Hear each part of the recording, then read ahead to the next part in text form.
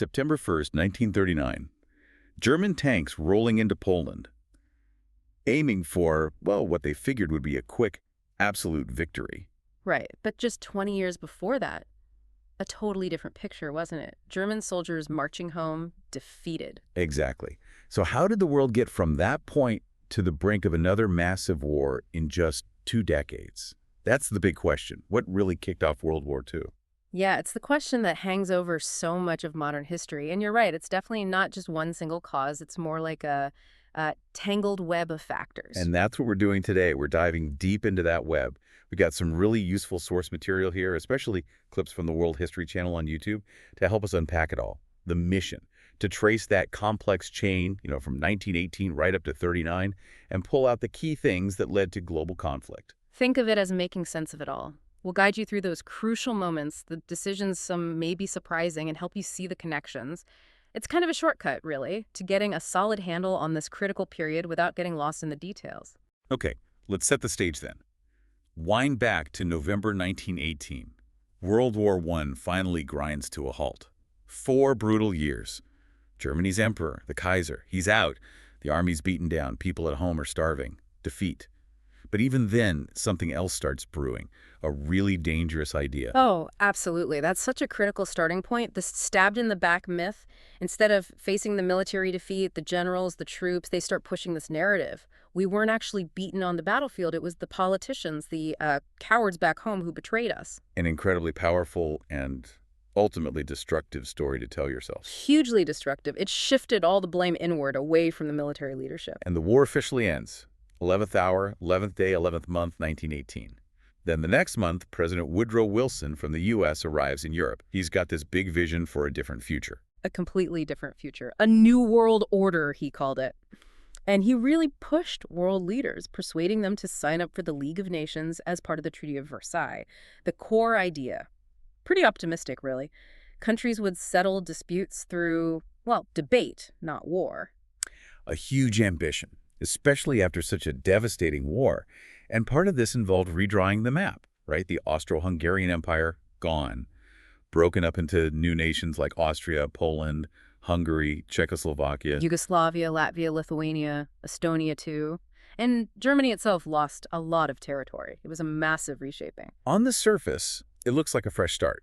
But you pointed out, and the sources highlight this, there was a kind of hidden danger baked in. Yeah. A ticking clock. Exactly that, a time bomb. Because not everyone was suddenly living within their national borders. Lots of these new countries, Czechoslovakia is a key example, ended up with substantial German minorities inside them. Ah, right. So people who saw themselves as German were now citizens of a different country. Precisely. And that created this powerful underlying desire, this pull, to somehow reunite the German peoples. It was a seed of future trouble, definitely. And if that wasn't unstable enough, Germany got hit with one more massive burden. Right. Reparations. A huge sum, 6.6 billion pounds owed to France and Britain, something our sources say they just couldn't realistically afford. Crippling is the word. Some voices at the time warned it was just too much. It would wreck the German economy, breed resentment. But the desire for payback, especially from France, won out. And then Wilson's big idea, the League of Nations, it hits a snag almost immediately back home. Yeah, it stumbles right out of the gate. Wilson gets back to the U.S., and Congress refuses to join the League.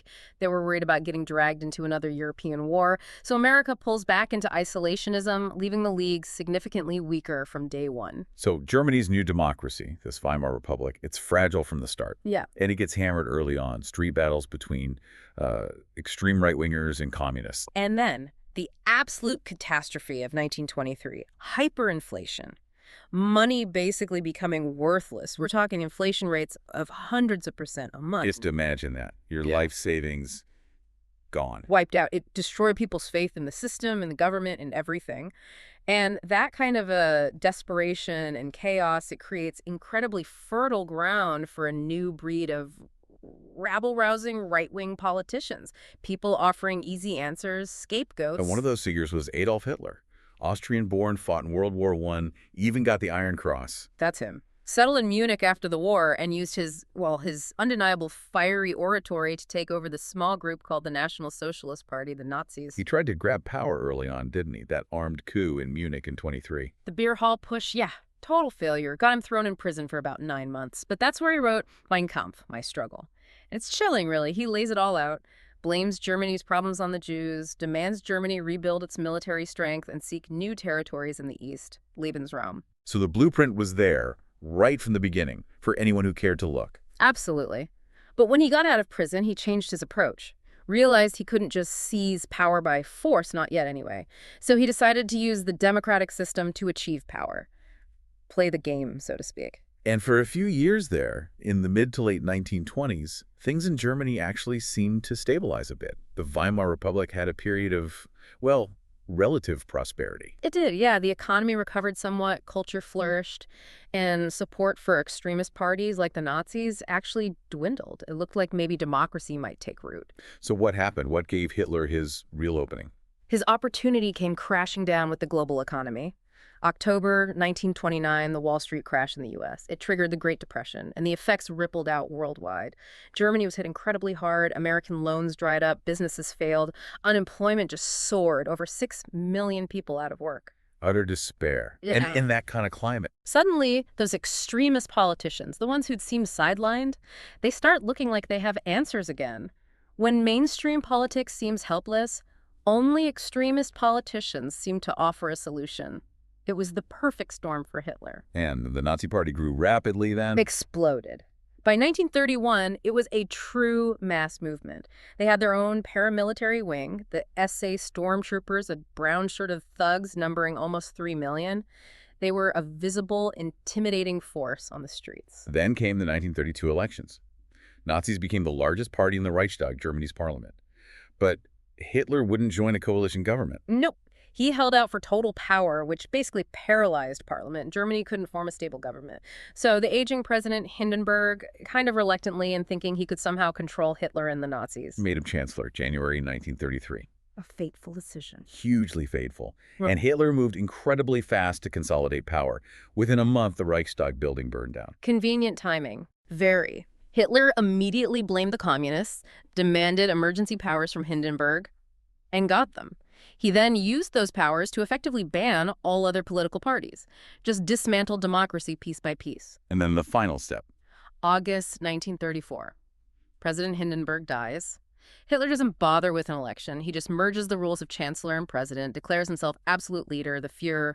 In just over 18 months, he'd gone from chancellor to dictator. Shockingly fast. Okay, so while Hitler's tightening his grip on Germany, let's swing our focus across the globe. To Japan. They were already a significant power, right? Oh, yes. A major military force. They defeated Russia back in 1905, fought with the Allies in World War I. They were recognized as a world power, even signed the League of Nations Charter. But internally, things were complicated. A mix of democracy and older traditions. Very much so. Nominally democratic, but the military had huge influence. There was this strong feudal tradition still lingering, and the emperor was revered by many as a living god. Plus, they had serious economic problems, a rapidly growing population, but hardly any natural resources like oil or iron ore for their expanding industries. So like Germany, they started looking outwards for solutions. Exactly. And the obvious target was right next door. Chinese Manchuria. It was perfect, rich grain fields, lots of coal and minerals, just what Japan needed. Japanese troops were already stationed there, ostensibly to guard railways, and beyond that, the European colonies across Asia started looking tempting too. But wouldn't they worry about provoking the United States, the other major power in the Pacific? That was the check initially. The U.S. ran its own unofficial empire in the Pacific, the Philippines, Guam. And America definitely had the industrial might to challenge Japan if it wanted to. But America was distracted. Very distracted, especially in the 1920s. It was the Jazz Age. Economic boom times, fortunes being made, a focus on the pursuit of pleasure, as the source puts it. Foreign problems, especially Japan's ambitions, seemed very far away. And didn't the U.S. actually cut back its military after WWII? They did, slashed the army. And critically, they signed a naval reduction treaty along with Britain, France, and Japan. The effect of that, our sources say, was basically to hand naval superiority in the Pacific to the Japanese. Wow. Okay, so America's distracted by good times, then the Great Depression hits. Right. And that distraction shifts from pleasure to pain. Suddenly, America's consumed by its own devastating economic crisis, a quarter of the workforce unemployed. And for Japan's military leaders, this looked like the perfect window of opportunity. America was clearly looking inward. So they made their move in Manchuria. In 1931, yep, Japanese army units in Manchuria, acting without even informing their own civilian government back in Tokyo, staged an incident and seized the capital, Mukden. Then they quickly overran the whole region. And set up a puppet state. Exactly, called it Manchukuo. Put the last emperor of China, Henry Puyi, on the throne as a figurehead. Purely Japanese-controlled. Now, this was the first great test for the League of Nations, wasn't it? Yeah. Blatant aggression by one member against another territory. It really was. And the League, well, it condemned Japan universally, issued reports. But Japan's response was just blunt. They said they couldn't accept the findings and simply walked out of the League in 1933. And the League could do Nothing. nothing it could do, as the source says. No enforcement mechanism, no collective will to act. Japan was branded an international pariah, but frankly, it didn't care. This sent a huge signal to other ambitious powers like Germany and Italy. The League was toothless. So having gotten away with Manchuria, Japan's military leaders looked for more. Towards China itself. That was the next logical step. And China was vulnerable, deeply divided by a long-running civil war between Chiang Kai-shek's nationalist government, the Kuomintang, and Mao Zedong's communists. They even allied with Hitler first. In 1936, they signed the Anti-Comintern Pact with Nazi Germany, officially aimed against Soviet Russia, but really paving the way for their move on China. Then, in July 1937, they manufactured another incident near Beijing and launched a full-scale invasion. How did the Chinese react? Initially caught by surprise, but they soon put up fierce resistance. Remarkably, the nationalists and communists even agreed to a temporary truce, a united front, to fight the common enemy. But the Japanese advanced anyway, with noted brutality. Exceptional brutality. Our sources really emphasize this. Indiscriminate bombing of cities. The siege of Shanghai was particularly horrific, lasting 3 months, and the Japanese forces showed no pity or concern for the native population. And then came Nanking, December 1937. The rape of Nanking. After the Chinese capital fell, Japanese troops went on an absolute rampage. Over 300,000 civilians are estimated to have been massacred during a 6-week orgy of rape and indiscriminate killing. It's one of the worst atrocities of the 20th century, just utterly barbaric. And during all this, they actually attacked Western ships, too. I read about the USS Panay. Yes, December 12, 1937. Japanese planes deliberately bombed and sank the American gunboat Panay on the Yangtze River, killed about 50 crewmen. They attacked British ships, too. Blatant attacks on neutral powers. Surely that provoked a strong response from the West. You'd think so. But no. Again, condemnation from the League, but nothing concrete. President Roosevelt in the U.S. actually wanted to impose a naval blockade on Japan, but Britain refused to go along. They were worried it would provoke a wider war they just weren't ready for, especially with the situation brewing in Europe. So what was the result? All Roosevelt could really offer was a $25 million loan to Chiang Kai-shek's government to buy weapons. Basically, China had to fight on alone. Another clear message sent. Aggression might just pay off if you're bold enough, because the democracies seemed unwilling or unable to stop you. Right, while Japan is exposing the League's weakness in Asia, let's jump back to Europe. Another dictator was making waves, Benito Mussolini in Italy. His rise had parallels to Hitler's, didn't it? Italy was also in chaos after World War I. Very much so. The country seemed on the edge of anarchy. Constant strikes and land seizures. The democratic government looked completely powerless. It felt like Italy was falling apart. So Mussolini steps in. He does. He was a war veteran, a former journalist, and he organized this new right-wing nationalist party, the Fascists. In August 1922, amidst a paralyzing general strike, he ordered his black-shirted followers to march on Rome. And the government just folded. The king, Victor Emmanuel III, feared a full-blown civil war, so instead of resisting, he invited Mussolini to form a government. And just like Hitler would later, Mussolini moved very quickly to sideline opposition and assume dictatorial powers. But initially, he was actually popular. People liked what he was doing. Immensely popular for a time. He launched these massive programs of public works, building roads, draining marshes, creating jobs. He cracked down hard on corruption and famously more or less eliminated the mafia, at least for a while. To many Italians, it looked like he was making Italy strong and orderly again, making the trains run on time, as the saying went. He also focused on the military. Oh, yes. A big military buildup. Created an advanced modern air force and poured resources into the Navy until it was bigger than the combined might of the British and French Mediterranean fleets. And when the Great Depression hit, Italy seemed to cope better than the democracies. It appeared that way, yes, which only boosted Mussolini's prestige.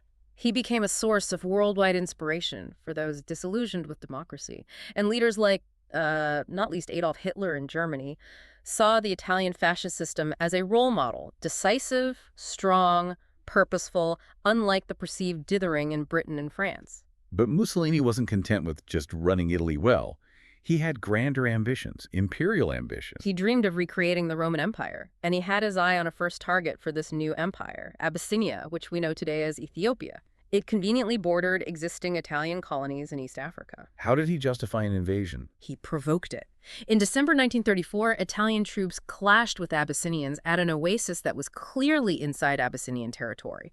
Mussolini then demanded reparations from Abyssinia and sent reinforcements, a classic manufactured crisis. And the Emperor of Abyssinia, Haile Selassie, he appealed to the League of Nations. He did, personally. Went to Geneva, made this incredibly moving speech, called on the League to live up to its founding ideals, called it a supreme test of collective security, a real plea for help. And the League's response?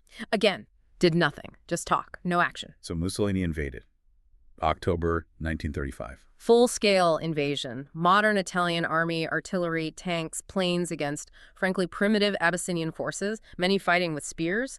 The Italian Air Force had total control, and horrifically, they even used gas bombs, poison gas, which had been explicitly outlawed at Versailles as a crime against humanity. How long did Abyssinia hold out? Just 6 months. The country was overrun. Emperor Haile Selassie was forced to flee into exile, ending up in Britain. And the League. Did they do anything this time? They finally imposed some economic sanctions on Italy, but they were half-hearted, didn't include key things like oil, and ultimately had little effect. It just revealed the League's impotence for all to see. So 2 major takeaways from the Abyssinian crisis. Absolutely. First, confirmation. The League of Nations, the great hope for preventing war, was powerless against determined aggressors. Second, and maybe even more important for Hitler watching from Berlin, it showed that Europe's main democratic powers, Britain and France, no longer had the stomach for a fight. They talked tough, but wouldn't act. Let's explore that reluctance a bit more. Why were Britain and France so hesitant? The trauma of World War I must have played a huge part. It cast an incredibly long shadow. Both nations had been economically shattered by the war, suffered waves of strikes, mass unemployment even before the Depression hit in 1929, plus the cost of managing these bigger empires they'd inherited from Germany. The overwhelming feeling among leaders, especially in Britain, was simply, never again. Keep Britain out of future conflicts became the driving policy. So Britain, which had built up a massive conscript army during WWII, they dismantled it. Pretty much immediately after the war, ran it down to a small professional force, really just big enough for policing the empire. And when the Depression hit, any plans for modernization, like getting new tanks or planes, were shelved. So Britain entered the crucial 1930s economically and militarily weak. And France, their losses in WWII were even worse. Even more catastrophic. They kept a large conscript army because they always distrusted Germany. But France faced a different problem. A declining birth rate in the 1920s meant they knew they'd face a manpower shortage compared to Germany by the mid to late 30s. So they couldn't compete on numbers alone. What was their solution? To adopt an entirely defensive mentality. Starting in 1930, they poured vast resources into building the Maginot Line, this incredibly elaborate system of concrete fortifications along the German border. The idea was to make France impregnable to attack. But that meant... It meant France was basically only capable of waging a defensive war. They didn't have the mobile forces or the doctrine for offensive operations. They were geared up to sit tight and defend. And on top of that, both Britain and France knew their navies in the Mediterranean were now outnumbered by Mussolini's new fleet. So when Mussolini invaded Abyssinia, it just seemed too difficult, too far away. Exactly. Too remote, too someone else's problem. They were consumed by the Depression at home, and now they were increasingly worried about this resurgent and rearming Germany much closer to home. That seemed like the real threat. And of course, their inaction over Abyssinia just confirmed what Hitler and Mussolini already suspected. That Britain and France were impotent to resist any real pressure, that they wouldn't fight unless directly attacked. And this growing confidence among the dictators was about to be put on display in a new, brutal conflict, the Spanish Civil War, a real dress rehearsal for World War II. Spain, 1936. The country erupts into civil war, described here as exceptionally vicious. Truly horrific. It literally set family against family, communist against fascist, believers against atheists, tore the fabric of Spanish society apart. How did it start? Well, Spain had become a republic in 1931. In February 1936, a left-wing coalition, the Popular Front, narrowly won elections. This triggered a wave of strikes, land seizures by peasants, and the political right grew terrified of a looming communist takeover. That fear prompted General Francisco Franco, who was a leading conservative general exiled to the Canary Islands, to launch a military coup in July 1936. And he immediately looked for outside help from Hitler. Right away. Within a month, Hitler's new Luftwaffe was airlifting Franco's most experienced troops, his Army of Africa veterans from Morocco over to mainland Spain. Hitler jumped the chance it was a perfect opportunity to test his new equipment and give his forces combat experience. He sent his new Panzer tanks, about 12,000 troops, and crucially, the Condor Legion, his most advanced bombers and fighters. Mussolini got involved too. Heavily. Oh yeah. Sent a massive volunteer corps, supposedly volunteers, but really Italian soldiers. About 50,000 men, plus over 700 aircraft. Huge intervention on Franco's side. What about the Republican government? Did they get any help? They appealed desperately to Britain, France, the Soviet Union, but London and Paris were terrified of the Spanish conflict escalating into a wider European war, so they pushed this policy of non-intervention, urging all powers to stay out. Which Germany and Italy promptly ignored. Completely ignored it. They cynically signed the non-intervention agreement, but just kept pouring weapons and men in to help Franco. Seeing this, Stalin, the Soviet leader, eventually decided he had to help the Republic, partly out of genuine concern about fascism, partly for strategic reasons. He sent about 700 military advisors plus tanks and aircraft, but it was no match for the scale and quality of the German and Italian support Franco received. Wasn't there also help from individuals, volunteers? Yes, the largest source of outside help for the Republic actually came from the international brigades. Around 30,000 left-wing idealists, Americans, British, French, German exiles, others volunteered to go and fight fascism in Spain, often with little training but a lot of bravery. The fighting itself was notoriously brutal. Atrocities were common. Appalling atrocities on both sides.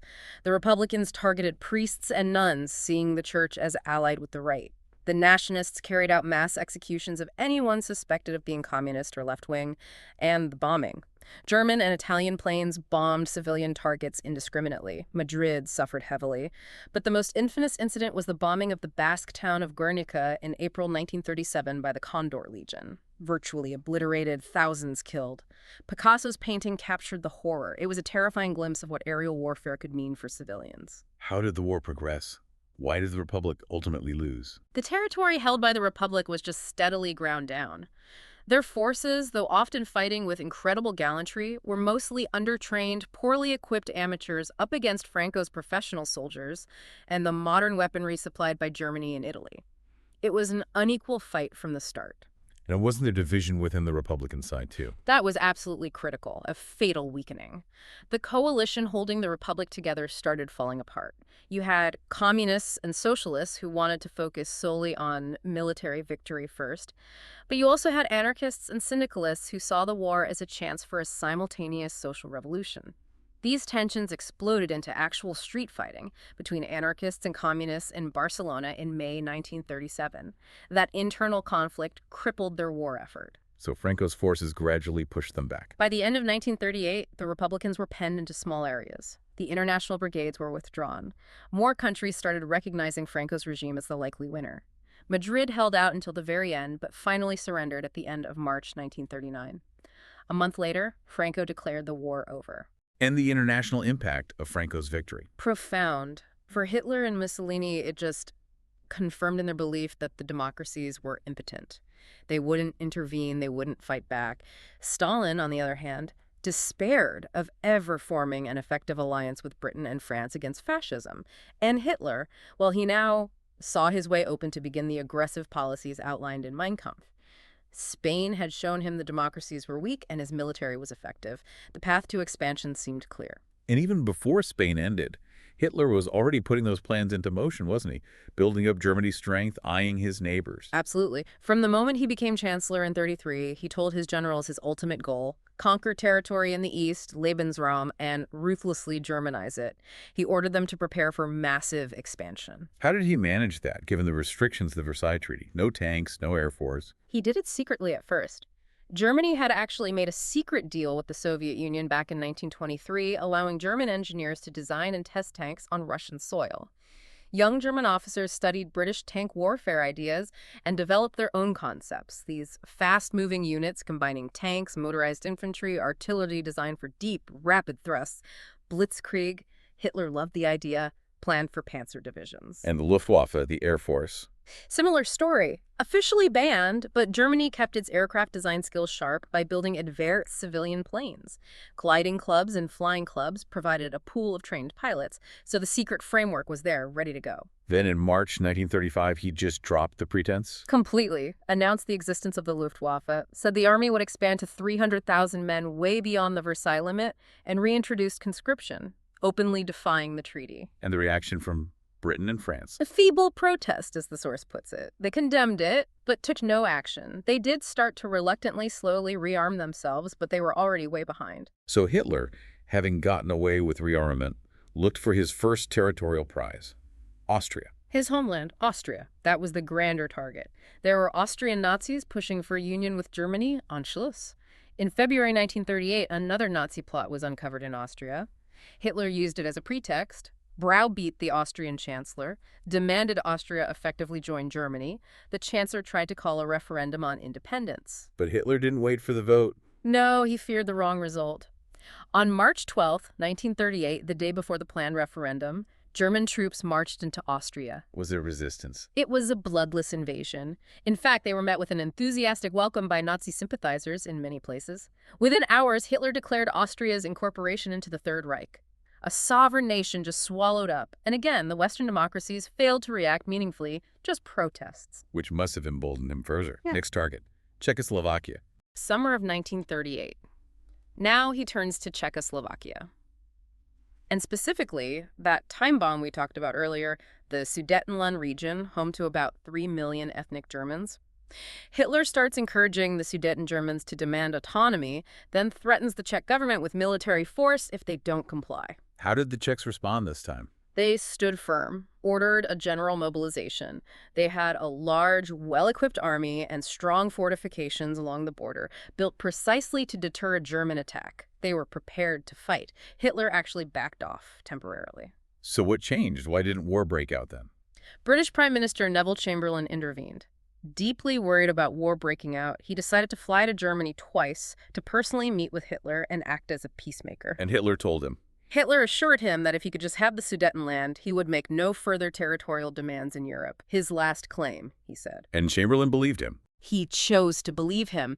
Whether he truly did deep down or just desperately wanted to avoid war is debated. But it led directly to the Munich Agreement on September 29, 1938. Chamberlain, the French Premier Daladier, and Mussolini met with Hitler, crucially. The Czechs weren't even invited, and they agreed to give the Sudetenland to Germany. Chamberlain flew home a hero, didn't he? Waving that piece of paper. Famously declaring, "Peace in our time." On October 1st, German troops marched into the Sudetenland unopposed, seizing those vital Czech border fortifications. Czechoslovakia was left defenseless. So Hitler got the Sudetenland without firing a shot. Did he keep his promise about no further demands? Of course not. He almost immediately started sizing up his next target, Poland, again using the pretext of a German minority there, demanding the return of the port city of Danzig to connect East Prussia with the rest of Germany. The Poles refused. Hitler hesitated again, not quite ready for a full war. Why? Because he still had unfinished business with Czechoslovakia. What happened there? But in March 1939, using internal Slovak demands for independence as leverage, Hitler summoned the elderly Czech president to Berlin and essentially bullied and threatened him through the night until he agreed to place his country under German protection. German troops then marched into the rest of Czechoslovakia unopposed. So he just took the rest of the country? Most of it was annexed directly into Germany. Slovakia became a separate puppet state. And this was significant. It was the first time Hitler had seized non-German-speaking territory. It blew apart any pretense that he was just uniting German peoples. Still, Britain and France offered only a feeble protest. But something must have changed then. Because when Hitler repeated his demands on Poland... By the end of March 1939, yes. When Hitler again demanded Danzig from Poland, the mood in London and Paris had finally shifted. They declared unequivocally that they would declare war if he attacked Poland. They drew a line in the sand, at last. Did Hitler take the warning seriously? Not really. By this point, he was utterly convinced they were bluffing. He was sure that they would be weak and indecisive opponents, just as they had been over Austria and Czechoslovakia. He'd seen them back down too many times. Which brings us to the final, crucial piece of the puzzle before the invasion: Stalin and the Soviet Union. Exactly. Stalin had been watching all this unfold with increasing alarm. Hitler's aggression, the West's appeasement. In April 39, he actually proposed a formal military alliance with Britain and France against Germany.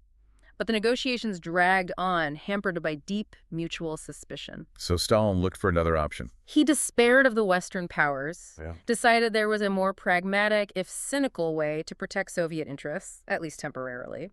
On August 23, 1939, the world was absolutely stunned when the Soviet Union and Nazi Germany's supposedly sworn enemies announced they had signed a non-aggression pact. Just agreeing not to attack each other. That was the public part. But there was a secret protocol. They agreed to carve up Poland between them when Germany invaded. And Stalin was given a free hand to take over the Baltic states, Estonia, Latvia, Lithuania, and parts of Romania. A brutally cynical deal.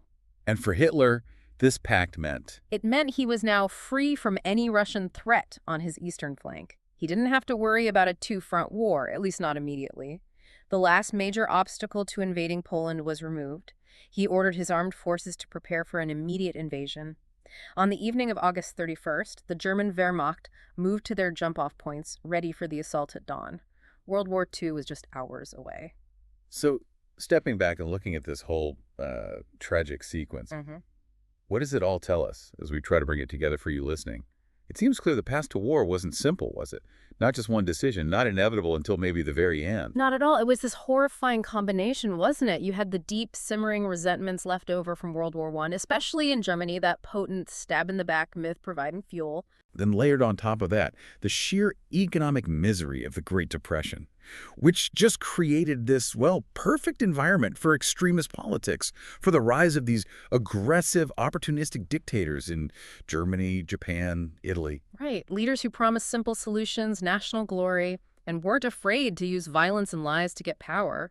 And crucially, their rise, their early aggressions, were tragically enabled by the failure, the reluctance of the world's leading democracies, Britain and France, primarily to confront them earlier, more decisively. All those hopes that were pinned on the League of Nations back in 1919, all that rhetoric about collective security, it just had come to nothing when tested. The political will just wasn't there when it counted. Appeasement seemed easier, safer in the short term, until it wasn't. Thinking about this whole complex chain we've traced, from the Treaty of Versailles right up to the invasion of Poland, what stands out most powerfully to you? Maybe it's that initial stabbed-in-the-back idea, or the hidden time bomb of those German minorities created after WWII. Or perhaps how Spain served as that chilling dress rehearsal, teaching all the wrong lessons. It really makes you think, doesn't it? It leaves you with this lingering question. Considering everything we've seen, how might history have unfolded differently if those earlier warnings, Japan's invasion of Manchuria, Italy's conquest of Abyssinia, maybe even the sinking of the USS Panay, had actually prompted a stronger, more unified global response?